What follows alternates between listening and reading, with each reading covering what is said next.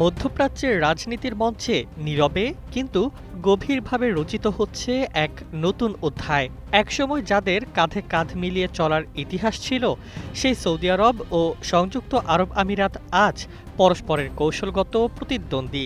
ইয়েমেনকে কেন্দ্র করে শুরু হওয়া সামরিক টানাপোড়েন এখন রূপ নিচ্ছে আঞ্চলিক ক্ষমতার লড়াইয়ে, যার অভিঘাত ছড়িয়ে পড়ছে পুরো মধ্যপ্রাচ্যে।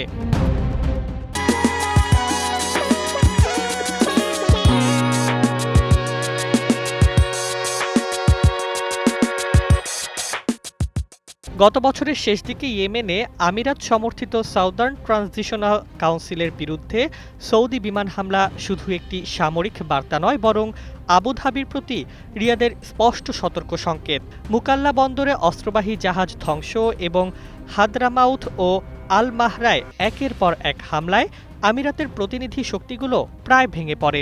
এসটিসির নেতা আইদারুস জুবাইদির আমিরাতে পালিয়ে যাওয়া সেই ভাঙনের প্রতীক হয়ে ওঠে। সামরিক শক্তির বিচারে সৌদি আরব এখনও মধ্যপ্রাচ্যের সবচেয়ে প্রভাবশালী শক্তি। প্রায় ২.৫ লাখ সক্রিয় সেনা, হাজার হাজার ট্যাঙ্ক, শতাধিক অত্যাধুনিক যুদ্ধবিমান এবং প্রায় $৮০ বিলিয়ন বার্ষিক প্রতিরক্ষা বাজেট রিয়াদকে এগিয়ে রেখেছে। অন্যদিকে আকারে ছোট হলেও আমিরাত প্রযুক্তি নির্ভর যুদ্ধ কৌশল, ড্রোন সক্ষমতা এবং গোয়েন্দা সহযোগিতার মাধ্যমে নিজেদের অবস্থান শক্ত করছে।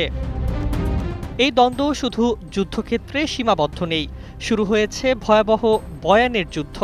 সৌদি গণমাধ্যম আমিরাতকে আরব বিশ্বকে বিভক্ত করার ষড়যন্ত্রকারী হিসেবে তুলে ধরছে। জবাবে আমিরাত সরাসরি না নেমে ইসরায়েলপন্থী মার্কিন লবি ও মিডিয়ার মাধ্যমে সৌদি বিরোধী প্রচারণা জোরদার করছে। জোট রাজনীতিতেও ভাঙন স্পষ্ট। সৌদি আরব মিশর, সোমালিয়া ও পাকিস্তানের সঙ্গে প্রতিরক্ষা সমীকরণ জোরদার করছে। অপরদিকে আমিরাত ঘনিষ্ঠতা বাড়াচ্ছে ভারত ও ইসরায়েলের সঙ্গে। এর মধ্য দিয়ে মধ্যপ্রাচ্যের পুরনো ক্ষমতার ভারসাম্য ভেঙে পড়ছে, জন্ম নিচ্ছে নতুন মেরুকরণ।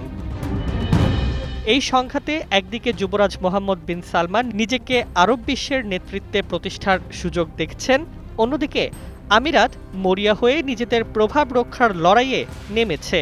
ক্ষমতার এই দ্বন্দ্ব যে শুধু দুই দেশের নয়, তা স্পষ্ট। বদলে যাচ্ছে পুরো মধ্যপ্রাচ্যের ভবিষ্যৎ।